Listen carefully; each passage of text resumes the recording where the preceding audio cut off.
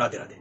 जो व्यक्ति ये समझता है कि मैं ईश्वर को समझ सकता हूँ, वो ना समझे, और जो ये समझ चुका है कि ईश्वर को समझा नहीं जा सकता, बस वही समझदार है। क्योंकि ईश्वर अनंत है, क्या समझोगे, कितना समझोगे। और दूसरी बात यह है कि आपके पास जितने उपकरण हैं तो आप भगवान को जान ही नहीं सकते। आपके पास लेंस है, आप उससे तारों को देखने की कोशिश कर रहे हो। इंद्रियों से परे मन, मन से परे बुद्धि, बुद्धि से परे आत्मा है। बुद्धि से परे है तो बुद्धि से आत्मा कैसे समझ में आएगी, और फिर उससे परे माया, उससे परे भगवान, वो तो और समझ में नहीं आएंगे।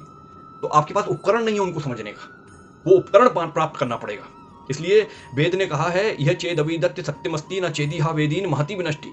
अरे मनुष्यों, इस शरीर से अगर तुमने भगवान को नहीं जाना तो बहुत बड़ी हानि हो जाएगी, क्योंकि ये देव दुर्लभ है, देवताओं को भी नहीं मिलता ये शरीर।